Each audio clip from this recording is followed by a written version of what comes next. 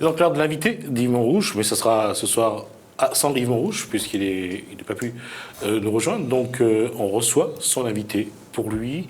David Apadou, bonsoir. Bonsoir. Alors, on va juste préciser, UPR, ça veut dire...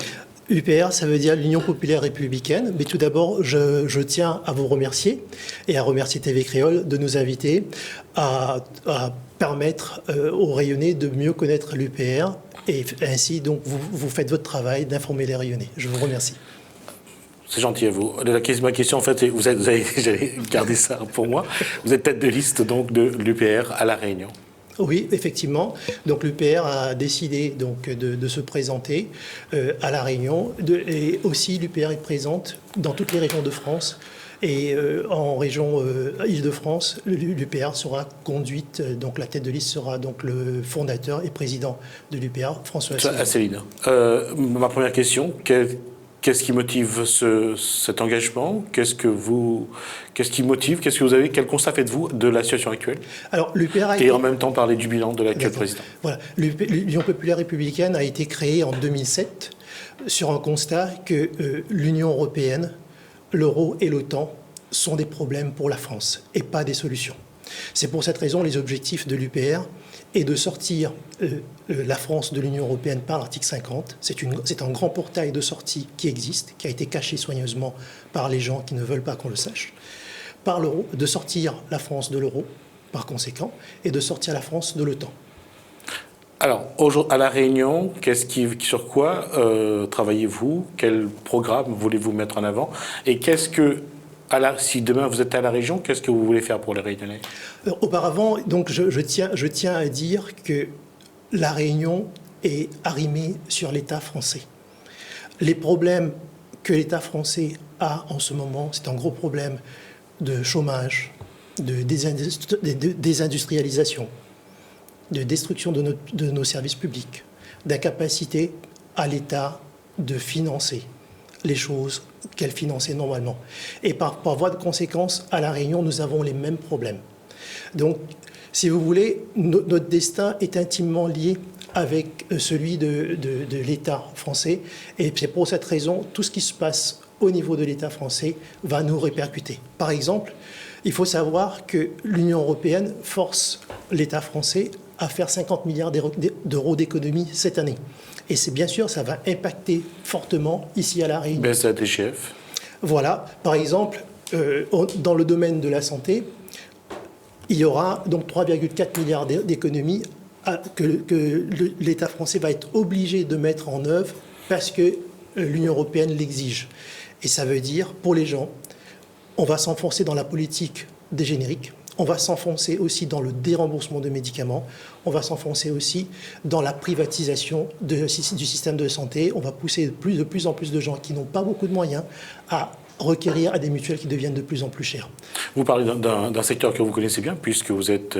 Je suis pharmacien, et donc j'ai la chance de rencontrer beaucoup de gens, et les gens, malheureusement, année après année, notre appartenance à l'Union européenne fait qu'on a de plus en plus de difficultés.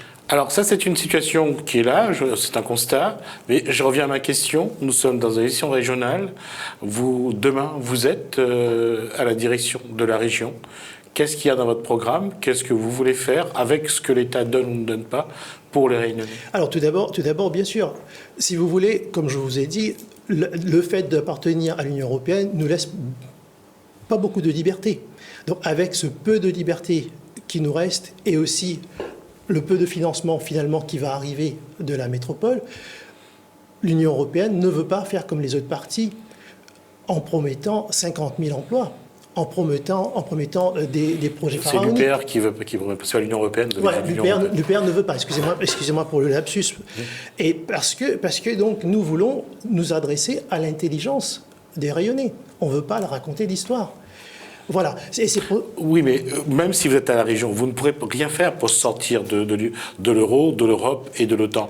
Vous allez devoir faire quelque chose.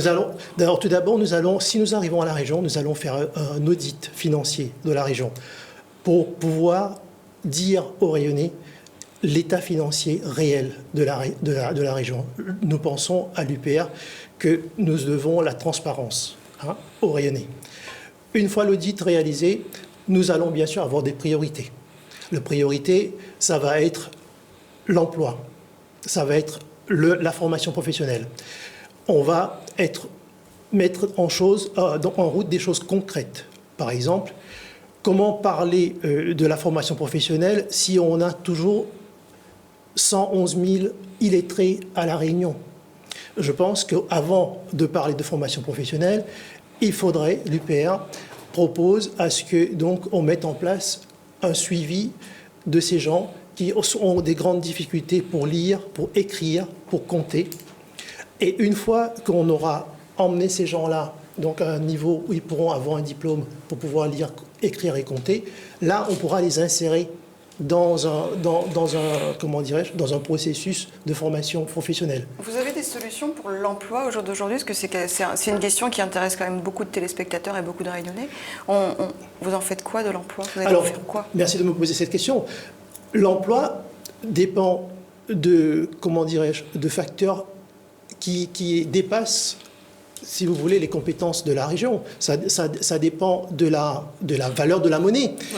On rappelle que même malgré tout que l'emploi, c'est d'abord la compétence de l'État, mais malgré tout, le développement économique, c'est la compétence de la région. Oui, mais vous comprenez bien, si aujourd'hui l'UPR dit qu'il faut sortir de l'Union européenne, de l'euro et de l'OTAN, l'euro, par exemple, est une monnaie trop chère pour l'économie française.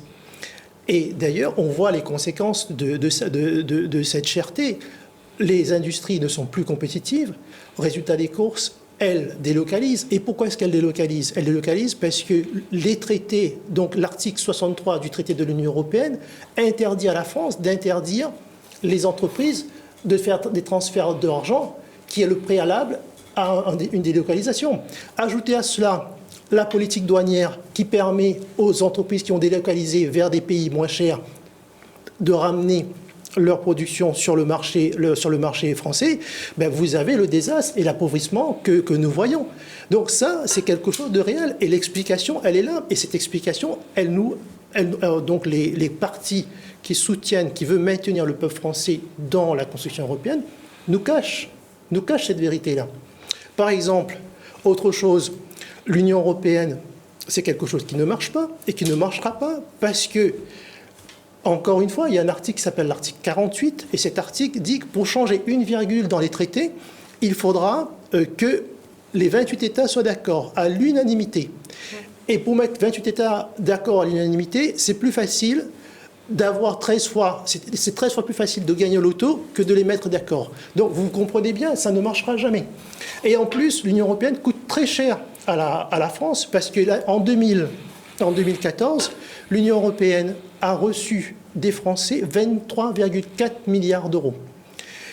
Et l'Union européenne a restitué cet argent sous forme de financement, notamment le FEDER à La Réunion, à hauteur de 14 milliards d'euros.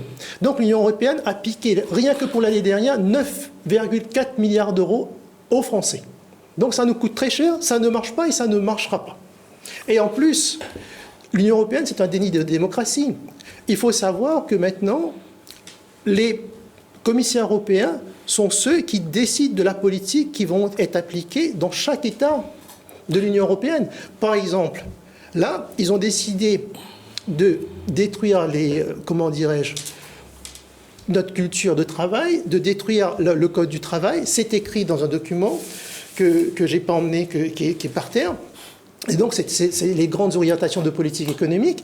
Et là-dedans, il y a 2 pages de mesures que le gouvernement français doit mettre en œuvre. S'il ne met pas en œuvre, il y aura des rétorsions de l'Union européenne. Voilà la situation, voilà où nous sommes rendus. C'est pour cette raison que l'Union européenne, donc l'Union populaire républicaine, a décidé d'agir donc sur 3 axes. Ça veut dire faire sortir la France de l'Union européenne, sortir de l'euro, parce que cette histoire d'euro aussi, c'est à l'origine de la dette. Parce qu'avoir une monnaie qui est trop forte, ça nous appauvrit énormément. Et aussi, qu'est-ce qui contrôle l'euro? C'est la BCE. Et la BCE interdit... La BCE, c'est la Banque centrale européenne. C'est la Banque centrale européenne.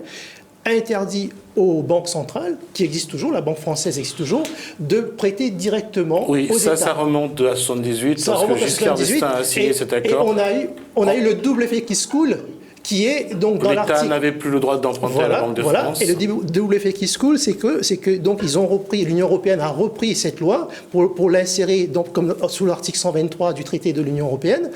Et maintenant, par exemple, pour la route du littoral, on aurait pu demander à la Banque de France de financer directement la collectivité sans intérêt, et on aurait fait beaucoup d'économies. Merci pour la transition. Vous êtes pour ou contre cette route? Si demain vous êtes à la région, vous le continuez Alors, ou pas? voilà. Alors il nous reste 1 minute et demie. 320 000 rayonnés ne sont pas prononcés sur cette route. Et nous, à l'UPR, on pense qu'il faut redonner la parole aux rayonnés. Un référendum. Voilà, et proposer les différents projets qui ont existé, et informer les rayonnés tout d'abord, et leur demander, en connaissance de cause, de voter, de choisir le projet qu'ils voudraient. Voilà.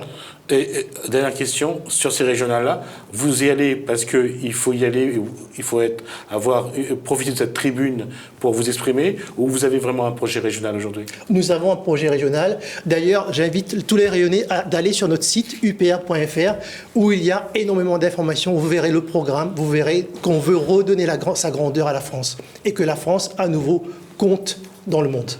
David Apadou, merci d'avoir répondu à nos questions. Je rappelle donc que vous êtes la tête de liste au régional pour l'UPR, l'Union populaire républicaine. Et c'est moi qui vous remercie. Merci donc à vous. Jessica Pitou, merci pour cette semaine qui plaisir, se termine. Bon week-end. Bon week-end à toi. Et se reposer pour reprendre lundi. Lundi matin, en forme Alors, et de bonne humeur. je vous laisse à vous de faire un bisou au patron parce que c'est son anniversaire. C'est son anniversaire ce soir? C'est le 24. Non, c'est après-demain. C'est le 24, oui. Monsieur le patron, bon anniversaire. J'espère qu'on aura droit au petit gâteau. Happy birthday, papa. Happy birthday to you. Ouais. Non, un joyeux anniversaire, pas en anglais quand même. Joyeux anniversaire, joyeux anniversaire Thierry, joyeux anniversaire Monsieur le patron, joyeux anniversaire. Merci. Un bon anniversaire donc à Thierry Haraï, puisque c'est son anniversaire. On lui souhaite de continuer à avoir des cheveux gris et les avoir encore un peu plus sur le haut du crâne.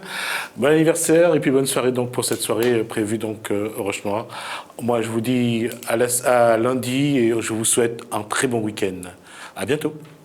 À bientôt.